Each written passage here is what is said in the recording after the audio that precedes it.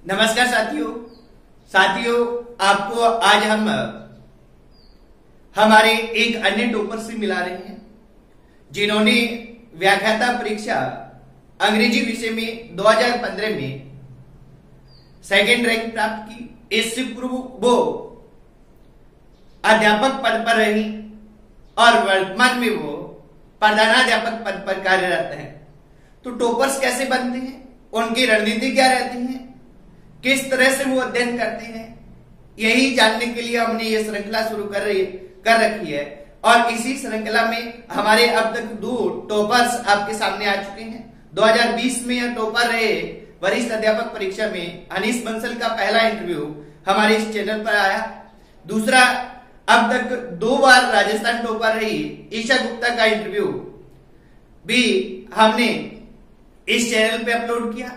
आज टॉपर्स की कड़ी में हमारा तीसरा वीडियो है और इस तीसरे वीडियो में हम आपको मिलाने जा रहे हैं सुरुचि बंसल से। सबसे पहले मैं पूछना चाहूंगा कि किसी भी परीक्षा को जब हम टॉप करते हैं तो टॉप करने के बाद हमें कैसी फीलिंग्स आती है, टॉपर्स के बारे में हमारे पहले क्या विचार होते हैं और जब हम स्वयं टॉप करते हैं तो हमें कैसी अनुभूति होती है। सबसे पहले यही हम और हमारे साथी जानना चाहेंगे। निसंदेह टॉप करके तो बहुत अच्छा लगता है, लेकिन जब तक मैं एक सामान्य विद्यार्थी थी, मैंने टॉप नहीं किया था, तब तक ये फीलिंग थी कि टॉप करने वाले विद्यार्थी कुछ अलग ही होते हैं, कुछ खास होते हैं, कुछ ब्रिलियंट होते हैं। लेकिन जब मैंने टॉप किया तो ये लगा कि अच्छी रणनीति से, अच्छी मेहनत से कोई भी सामान्य विद्यार्थी टॉप कर सकता है। साथियों, जैसा सुरुचि ने हमें बताया कि टॉपर्स बनने से पहले एक ऐसी चीज दिमाग में थी कि टॉपर्स कुछ अलग ही होते होंगे, परंतु जब किया तो लगा कि सामान्य विद्यार्थी भी टॉप कर सकता है। तो मैं इसी कड़ी में आपसे पूछना चाहूंगा, जो सामान्य विद्यार्थी टॉप कर रहे हैं लगातार, सामान्य विद्यार्थी तैयारी कर रहे हैं, वो भी क्या टॉप कर सकते हैं? इसके बारे में क्या सोचती हैं? अगर टॉप कर सकते हैं तो उन्हें क्या तरीका अपनाना चाहिए, आपने क्या अपनाया, थोड़ा बहुत आप बताएंगे। आगे रणनीति के बारे में भी पूछूंगा मैं आपसे। मेरे अनुसार तो सफलता का सिर्फ एक ही मूल मंत्र है, परिश्रम, परिश्रम और परिश्रम। लेकिन ये समयबद्ध, सकारात्मक और लक्ष्यमुखी हो तो कोई भी टॉपर हो सकता है। आवश्यकता है तो सिर्फ मेहनत, लगन और धैर्य की। देखिए, सुरुचि के अनुसार कोई भी विद्यार्थी टॉप कर सकता है। निश्चित ये बिल्कुल सही भी है, पर उसे इन्होंने कहा कि परिश्रम, निरंतर परिश्रम, लगातार परिश्रम की आवश्यकता है और वो भी समयबद्ध यानी नियमित हो, लक्ष्य अनुमुखी हो और सकारात्मक दिशा में किया गया प्रयास हो। निश्चित ही बिल्कुल बहुत ही अच्छी बात है सुरुचि ने हमें बताई।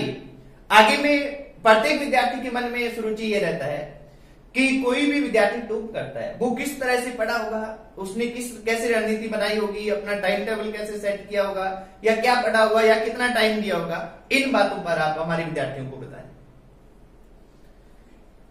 रणनीति बताने से पहले सबसे पहले मैं आपको कहना चाहूंगी कि अपना टारगेट सेट करें। आपका लक्ष्य निर्धारित हो कि आपको किस लाइन में जाना है, क्या बनना है। टारगेट सेट होने के बाद हमारा पहला काम होता है पाठ्यक्रम, सिलेबस लेकर उसको देखें, उसमें उसको पूरा नोट करें कि आप उसमें कहाँ क्या काम कर सकते हैं और प्लानिंग करें। माइक्रो प्लानिंग हो, वीकली प्लानिंग हो, फिर उसके बाद मंथली प्लानिंग हो। और फिर नेक्स्ट काम है हमारा सेल्फ इवैल्यूएशन। सेल्फ इवैल्यूएशन का मतलब है कि हमारे से ज्यादा कोई नहीं जानता कि हमारा वीकर पोर्शन कौन सा है और स्ट्रेंथ क्या है। तो सबसे पहले ये डिसाइड करेंगे कि हमारा वीकर पार्ट क्या है और कहाँ मेहनत की ज्यादा आवश्यकता है। जैसे मैं मेरी ही बात करूं तो मेरा वीकर पोर्शन था करंट अफेयर्स।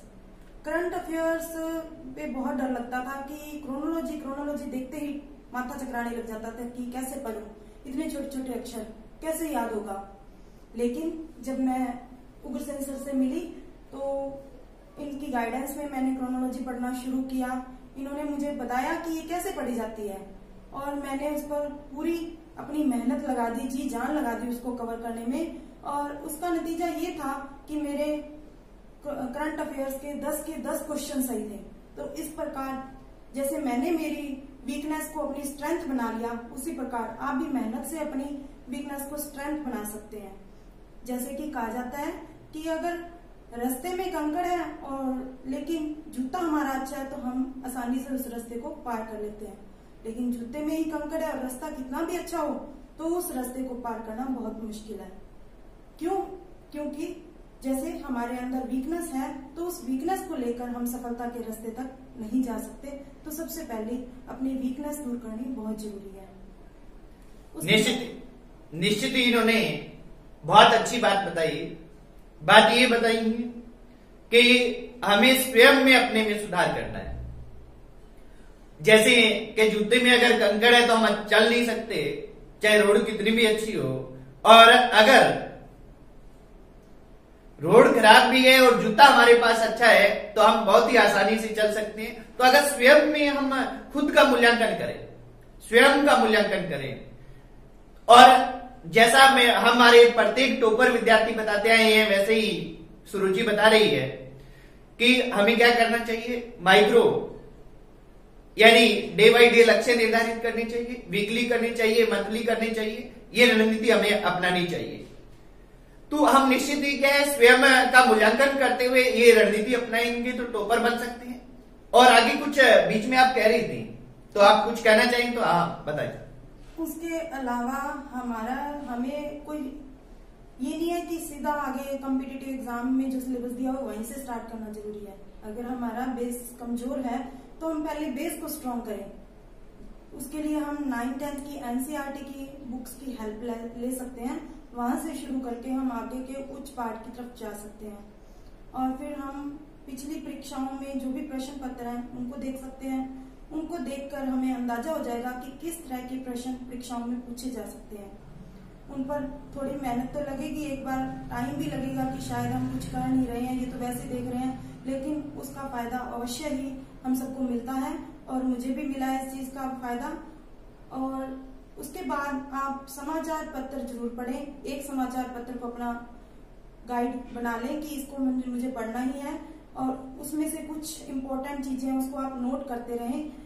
राष्ट्रीय अंतर्राष्ट्रीय जैसे भी आपके सिलेबस में पूछी गई हैं उसके अनुसार आप उसको नोट डाउन करते रहें, और जो आपकी परीक्षा के टाइम आपकी हेल्प करेंगी। और सबसे महत्वपूर्ण बात जो है तैयारी के समय, बी कंसिस्टेंट, मतलब consistency is the key, that is the most important thing जो आपको ध्यान में रखनी है। इसका मतलब ये है कि आपको 14-15 घंटे नहीं पढ़ना, ना ही हम पढ़ सकते हैं। हमें सिर्फ 4 या 5 घंटे जो हम पढ़ रहे हैं वो रेगुलर देने हैं, डेली उतना समय देना है। ये नहीं कि आज हम 10 घंटे पढ़ लिए फिर 10 दिन बाद या 4 दिन बाद उतना टाइम निकालते हैं। तो कंसिस्टेंसी जो है वो हमारी स्टडी में बहुत जरूरी है, और नियमित अध्ययन के साथ आप सफलता को प्राप्त कर सकते हैं। उसके बाद आप अपना समय टाइम टेबल जो है वो अपने अनुसार बनाएं। जिस पोर्शन पे आपको लगता है कि आपको ज्यादा समय देने की जरूरत है वहां आप थोड़ा ज्यादा समय रखें, और जिस पोर्शन में आप मजबूत हैं, स्ट्रांग हैं, उसको थोड़ा कम समय दें। लेकिन स्ट्रांग पोर्शन को लेकर ओवर कॉन्फिडेंट कभी ना हो, ये मैं आपको सलाह देना चाहूंगी। क्योंकि कई बार हम सोचते हैं कि ये पोर्शन तो हमारा बहुत स्ट्रांग है, हमें आता ही है, इस कारण हम उसको बिल्कुल समय नहीं देते और वही हमारी वीकनेस बनके हमारे आगे आ जाता है। निश्चित ही साथियों, सुरुचि ने जो अब तक बताया है उसका अब तक का अगर हम सार की बात करें तो इन्होंने कहा है कि हमारा जो वीकर पोर्शन रहता है, हमारा कमजोर जो पक्ष रहता है, उस कमजोर पक्ष को हम मजबूत बनाएं। जैसे इन्होंने करंट जीके के बारे में बताया कि इनके 10 से 10 क्वेश्चन सही थे, जो सबसे कमजोर पोर्शन था 100% उसमें रिजल्ट दिया। सेकंड क्या है कि इन्होंने ये बताया कि जो हमारा मजबूत पक्ष है, जो हमारी स्ट्रेंथ है, उसको लेकर हम कहीं ओवर कॉन्फिडेंट ना हो, उसको भी हम सही तरीके से पढ़े, हालांकि उसको कम टाइम दें, पर वीकर और स्ट्रेंथ दोनों में बैलेंस बना के रखें, यही सफलता का आधार है। इसके अलावा हमें बेसिक हमारा मजबूत करना चाहिए। अगर हम प्रतियोगी परीक्षा की तैयारी प्रारंभ कर रहे हैं तो हमें एनसीईआरटी की बुक्स पढ़नी चाहिए। जैसे इन्होंने कक्षा 9 और 10 की बताई, आप कक्षा 6 से भी पढ़ सकते हैं, 9 से 10 की भी पढ़ सकते हैं। बेस्ट बुक्स है 9 से 10 की। तो आप एनसीईआरटी बुक्स पढ़ के अपना मजबूत आधार बना सकते हैं। यहां से आप स्टार्ट कर सकते हैं। आगे में जैसे टाइम का बताया इन्होंने कि हम 14-15 घंटे न पढ़े, या पढ़ सकते हैं, या पढ़ने की कोई आवश्यकता नहीं है, पर व्यवस्थित पढ़े जितना भी पढ़े। मैंने इसको बहुत नजदीक से देखा है, क्योंकि एक लड़की, और वो लड़की जो विवाहित है, उसके लिए अपने परिवार को संभालना, अपनी जॉब पे जाना, क्योंकि ये पहले से जॉब में थी, और फिर टाइम निकालकर अपनी तैयारी भी करना, और तैयारी करके और तैयारी भी ऐसी करना कि परीक्षा को टॉप कर देना। निश्चित ही ये कला हम सुरुचि से जानना चाहेंगे कि इसके पीछे क्या राज है। देखिए, इसके पीछे ऐसा कोई कारण नहीं है, लेकिन जॉब और फैमिली ये निसंदेह बहुत मुश्किल है दोनों चीजें, और जॉब और फैमिली के साथ साथ तैयारी करना। और मैं आपको एक बात बता दूं कि मैंने पहले अध्यापक पद पर चयन हुआ था मेरा, लेकिन उसके बाद व्याख्याता परीक्षा 9 साल बाद दी थी। ये अक्सर लड़कियों के साथ होता है कि उनकी शादी कर दी जाती है और उसके बाद उनको प्लेटफॉर्म कई बार तो मिलता है और कई बार नहीं भी मिलता। तो जब भी मिलता है तो ये ना सोचें कि हमने तो इतने साल हो गए तैयारी छोड़ रखी थी, अब हम क्या कर पाएंगे। सबसे पहले तो अपने अंदर की नेगेटिविटी, खासकर महिलाएं, त्याग दें, और फिर उसके बाद हमें दूसरा काम ये करना है कि अपनी पारिवारिक परिस्थितियों और समय की उपलब्धता में एडजस्टमेंट बिठानी है। वो हम कैसा कर सकते हैं, ये हमारे ऊपर डिपेंड करता है। और साथ में जॉब भी है, तो इन चीजों से तंग नहीं होना कि ये ऊपर के ऊपर हो रहा है, या उसको अपनी कमजोरी नहीं बनाना, अपनी स्ट्रेंथ बनाना है। मैं हमेशा स्ट्रेंथ की बात करती हूँ, क्योंकि ये मेरा खुद का अनुभव है। तो उसको स्ट्रेंथ बनाकर जितना भी समय हमें मिलता है, उस समय की और पारिवारिक परिस्थितियों की अनुकूलन बनाकर हमें स्टडी करनी है। और जब हमारे परिवार का और सभी का, मित्रों का, सभी का साथ होता है, तो निसंदेह अच्छा ही रिजल्ट मिलता है। और अपनी मेहनत हमेशा बनाए रखें। जुनून और जज्बे के साथ जब हम तैयारी करते हैं तो हमें आगे बढ़ने से कोई नहीं रोक सकता। निश्चित ही इन्होंने हमें बताया कि जो महिलाएं, विवाहित महिलाएं होती हैं, उन्हें किस तरह से, क्योंकि आजकल लगभग अक्सर हम देखते हैं कि 30-40% जो एग्जाम देने वाले में विवाहित महिलाएं रहती हैं, तो वो कैसे बैलेंस बनाए। तो हमें बैलेंस बना के चलना है। दूसरी चीज इन्होंने बताई कि ये अध्यापक के पद पर, साथियों मैं आपको बता दूं कि सुरुचि और मैं क्लासमेट रहे हैं पहले। हमारा दोनों का 2008 में एक साथ अध्यापक पद पर चयन हुआ था। पर ये वही बात बता रही है कि ये विवाहित परिवार, मैरिड हो गई, विवाह कर दिया गया, और उसके बाद में ये तैयारी से थोड़ी अलग हो गई। और मैं लगातार तैयारी करता रहा, अध्यापक, वरिष्ठ अध्यापक, व्याख्याता, असिस्टेंट प्रोफेसर, और ये बात में आती है मेरे पास लगभग 9 साल बाद में। और हम एक रणनीति के साथ काम करते हैं। इसी रणनीति पे मैं पूछना चाहूंगा कि आप क्या मानती हैं कि जो प्रतियोगी परीक्षाओं की जो तैयारी करते हैं, ये तैयारी करने में हमें सेल्फ स्टडी ज्यादा महत्वपूर्ण होती है, कोई गाइडेंस चाहिए, या कोई कोचिंग संस्थान ज्वाइन करना चाहिए, उनकी क्या भूमिका रहती है, या सभी में बैलेंस रहता है, या कैसे भी किया जा सकता है, इसके बारे में अपने विचार हमारे विद्यार्थियों को दें। निसंदेह सेल्फ स्टडी तो देखो बेहतर होती ही है। सेल्फ स्टडी का तो कोई तोड़ है ही नहीं, लेकिन कुछ एक विद्यार्थी ऐसे होते हैं जो सेल्फ स्टडी नहीं कर पाते। जैसे मैं मेरी ही बात करूं, मैं सेल्फ स्टडी नहीं कर पाती, तो मुझे हमेशा किसी ना किसी गाइडेंस की जरूरत रहती है। और जैसे कि सर ने बताया कि 9 साल बाद मैं दोबारा से जब इस फील्ड में आई, तैयारी करने का मूड बनाया, तो सर से मिली, तो इतने अच्छा गाइड एक ही बार में मुझे मिल जाएंगे ऐसी मुझे उम्मीद नहीं थी। और बहुत अच्छा गाइड किया, गाइडेंस दी सर ने, और इन्हीं की गाइडेंस के बदौलत मैं यहाँ तक हूँ। सर ने मुझे जब गई कोचिंग, तो सर ने मेरा देखा, इवेल्युएशन किया क्लासेस में, तो सर ने कहा कि सुरुचि आप टॉप 10 में आओगी। तो मुझे तो मजाक सा लगा कि साइंस की स्टूडेंट थी और कहाँ एमए इंग्लिश करके टॉप 10 में सपना भी नहीं देख सकती थी। लेकिन जब सर ने कहा तो एक धीरे धीरे एक उम्मीद जागने लगी।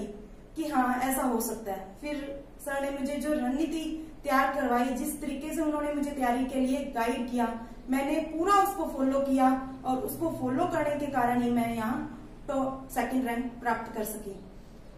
और एक बात कहना चाहूंगी कि कोचिंग जो है उसका महत्व अलग है, सेल्फ स्टडी का महत्व अलग है। तो हर विद्यार्थी की अलग अलग कैपेसिटी होती है कि वो किस तरह तैयारी करना चाहता है। अगर आपको और सेल्फ इवैल्यूएशन जो है वो हम करते हैं जब हमें पता चल जाता है कि हमें कैसे तैयारी करनी है। तो अगर आपको लगता है कि आपको कोचिंग की जरूरत है तो ये जरूरी नहीं है कि हम किसी बड़े शहर में जयपुर, दिल्ली वगैरह जैसी जगह पर जाएंगे तभी हमारी तैयारी होगी। गाइड जो है वो एक छोटी जगह पर भी वैसे ही मिल सकते हैं और बड़ी जगह पर भी। और पीलीभंगा तो आप जानते हैं कि कितनी बड़ी जगह है और यहाँ जब इतने अच्छे गाइड मिल सकते हैं तो मुझे तो बाहर जाने की आवश्यकता महसूस नहीं हुई। बाकी अपनी अपनी राय है, अपने अपने विचार हैं। तो अगर आपको ये लगता है तो कोई बुराई नहीं है कोचिंग में भी। और अगर सेल्फ स्टडी को महत्व देते हैं आप ज्यादा, उसमें आपकी ज्यादा अच्छी तैयारी होती है, तो आप सेल्फ स्टडी को निसंदेह बनाए रखें। और कोचिंग का ये फायदा जरूर है कि जब हम पढ़ते रहते हैं तो हमें पता ही नहीं चलता कि हमारे क्या याद है, कहाँ तक हम पहुंच चुके हैं।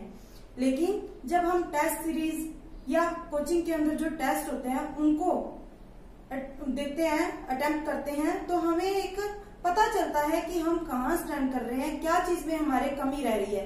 टेस्ट देने का भी एक तरीका होता है कि टेस्ट दिया, मार्क्स मिले, चलो क्लियर हो गया। लेकिन ये नहीं होता। आपको जो टेस्ट दिया है, जहां आपकी कमी रही है उसको एनालाइज करना है। आपको अच्छे से देखना है कि आपकी कमी कहाँ रही, उसको दूर करें, नेक्स्ट टेस्ट में वो कमी ना रहे, फिर ही टेस्ट का फायदा है। और टेस्ट सीरीज ज्वाइन करके और आप इस तरीके से अपनी स्टडी को बेहतर बना सकते हैं। निश्चित ही इन्होंने सबसे पहले जो बात बताई है कि सेल्फ स्टडी का कोई तोड़ नहीं है।